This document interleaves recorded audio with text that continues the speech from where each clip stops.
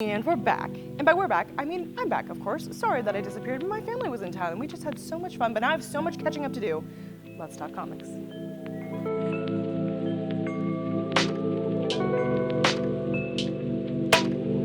Listen, I had so many comics to read when I came back, I really didn't know what to choose to talk about, but I'm gonna talk about X-Men because I am trash for X-Men and I'm extremely predictable. And here's what I have to talk about. Of course, the giant-size X-Men, Jean Grey and Emma Frost. I love this comic so much. Emma Frost is my all-time favorite character in any Marvel universe ever, tied only with the Scarlet Witch. I love Emma Frost so much. Look at my hair. I'm trying to be her. I can't walk around in like revealing clothes and stuff, but like I'm trying to just like embody her spirit. Although I do not subscribe to the idea that it is the year 2020 and Emma Frost is still wearing a frosted lip. She's more fashion forward than that. Anyway, this comic was great. It was basically dialogueless, except for the very final panel, but Emma and Jean have to pair up together and leave their weird quadruple, that's Emma and Jean and Wolverine and Scott all just bow chicka bow wow. They have to go because they have to rescue Storm, it looks like. Now, I'll admit that I'm not like completely caught up on all of the X books because there's a lot and a lot is going on and I'm busy and tired. But I didn't really need to know exactly what was going on to appreciate what this book did. Now, the challenge of it being dialogueless, essentially, is that you really have to have an understanding of these characters and how they play off of one another, and I think that this book did an exceedingly good job of walking that line of their like friendship, like they kind of can't exist without one another, but also they get on each other's nerves and they're very different. And I think that they deserve their own buddy cop comic, first of all. And second of all, I really enjoyed that it wasn't about them fighting over a man. It wasn't like, it didn't have anything to do with that. It was just them being awesomely talented telepaths and going on a mission and working together despite their differences. It was incredible. It was beautiful. I read it and then read it over again because it was so good. Getting really punchy because I'm really excited. Sorry. But truly the art was impeccable, and if you like Emma Frost or you decide that you like Jean Grey, which is fine, I personally think she's like saltless mashed potatoes, and I know that my friend Leroy over at News 19 Nerds is doing this.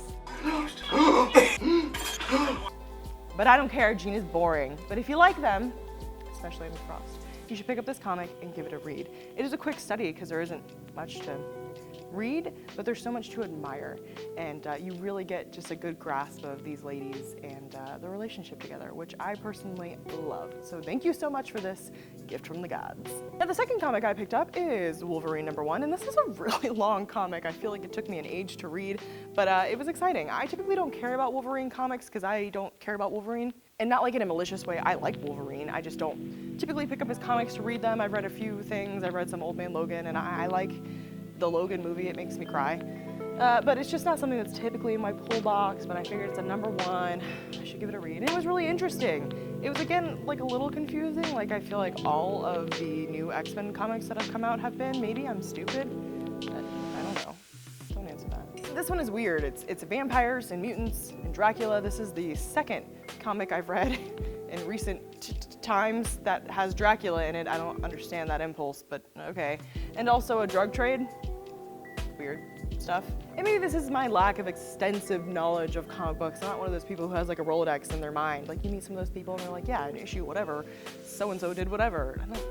I like to read them because I like them, then I hope.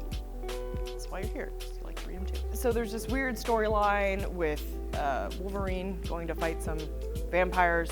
There's also this other weird and seemingly unrelated storyline where the flowers that Krakoa is growing, that the mutants are exporting to the humans as pharmaceutical drugs, are being taken by some sort of drug cartel because the pollen in them makes you feel crazy.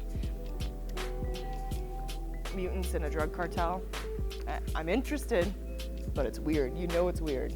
So I can't say that I understood every nuance of this comic, but I had a good time. And that's a lot for like a Wolverine comic. I wasn't bored. I feel bad for Wolverine. You know, he really deserves happiness. He's had a rough go of it, basically since the beginning, and like, that's why I like the X-Men, because they're all kind of just sad. But, you know, I just want him to be happy, man. I feel bad for him. He's finally got the girl, and then he's got all this stuff going on. Man. You all right, bud?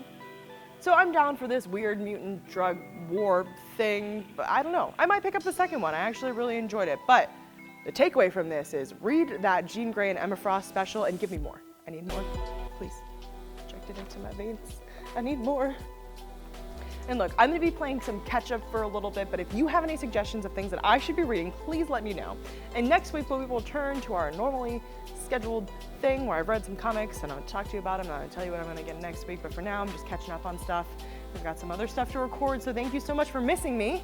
What did you think about these comics? I know basically everybody read them. I feel like I was like the last to read them, but I wanted to talk to you about them because I was just so excited. Ah! Tell me what you thought about them. Do you just love Emma Frost? Is she not just the best? Please only reply with affirmative in the comments. Thank you.